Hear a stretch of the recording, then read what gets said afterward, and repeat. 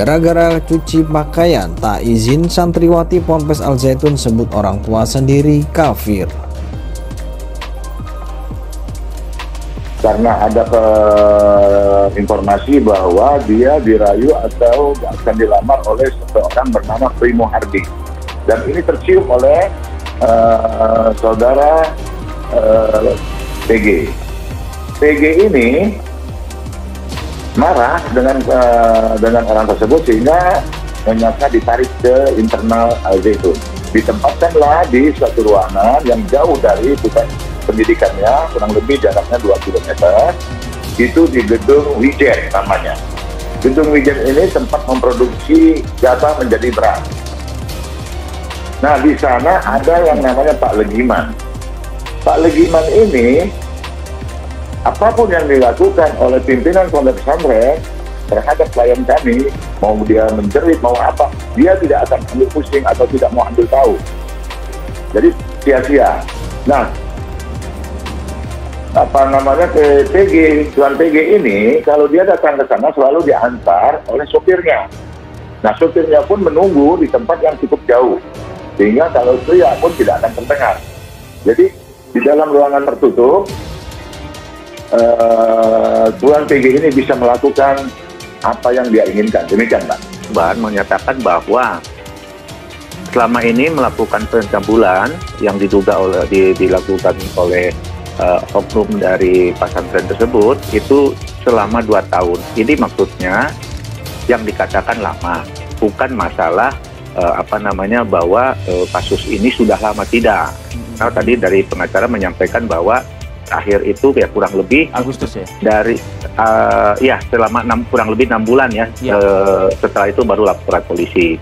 Nah, kemudian kita juga harus tahu namanya pencabulan di pasal 289 tersebut kan bisa dikatakan di situ barang siapa dengan kekerasan atau ancaman kekerasan memaksa seorang melakukan atau membiarkan dilakukan perbuatan cabul. Nah, dihukum karena merusak kesopanan dengan hukuman penjara selama-lamanya 9 tahun. Nah, unsur-unsur pasal ini penyidik harus bisa membuktikan. Diperlakukan secara, menurut pendapat saya, secara biadab. Kenapa? Ketika beliau masih bekerja di sana, ada 2 contoh ya yang dilakukan oleh saudara PG. Dia selama 3 tahun bulan puasa 2018, 2019, 2020 itu masih melakukan hubungan tersebut dengan cara memaksa. Tidak juga seperti itu, tapi mungkin kalau masyarakat menilai seperti itu, ya bisa dikatakan seperti itu. Jadi saya ke sana, barangkali kalau saya ke sana ada salah satu orang yang melaporkan bahwa di sini ada A, B, C, D, tapi saya tidak menemukan. Ini kami juga harus koordinasi dengan MUI, Pak. Apakah dia itu bertentangan dengan syar'i atau tidak? Nah, jadi saya tidak bisa mengatakan bahwa itu bertentangan atau tidak kan gitu. Ya justru kalau saya pribadi ini ada sedikit kekhawatiran dicontoh oleh siswa. Kemarin ketika ada berita besar tentang pembaiatan orang masuk NU, ya, PBNU menyatakan bahwa masuk NU itu tidak usah dibaiat. Pokoknya tergantung perasaan masing-masing saja, kalau merasa NU ya NU gitu saja. Lah zohirnya apa? Zohirnya ikut ulama, itu zohirnya, itu saja sudah. Nah kalau kepengen dibaiat, ikut pelatihan dulu, ikut pelatihan lulus dibaiat. Jadi pengurus dapat SK dibaiat kayak tadi gitu ya. Gitu. Kalau nggak ikut pelatihan warga biasa ya cukup ikut ngaji kiai gitu saja, karena orang bodoh itu obatnya ya ngaji gitu. Kayak saya ini bodoh-bodoh gini, kalau kepengen pinter obatnya ngaji, bukan dibaiat gitu ya.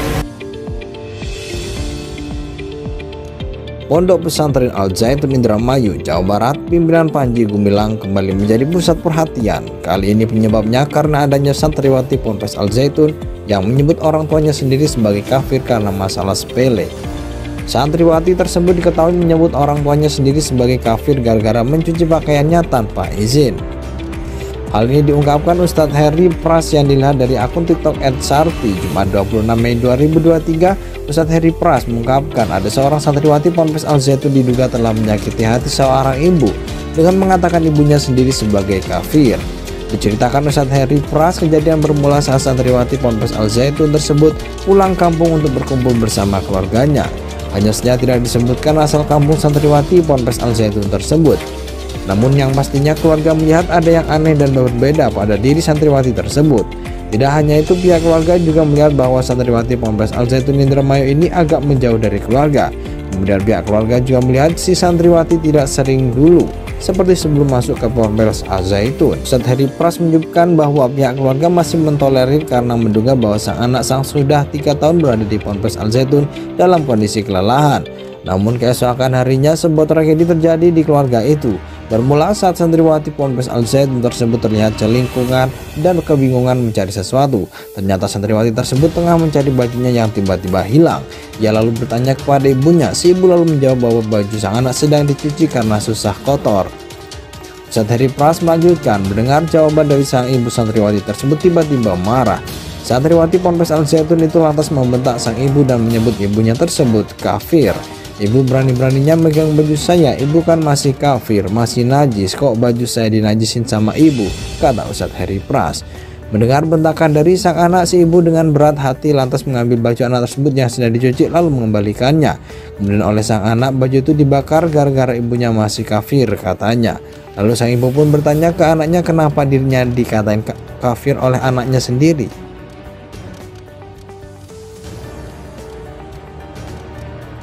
Sebagai kafir.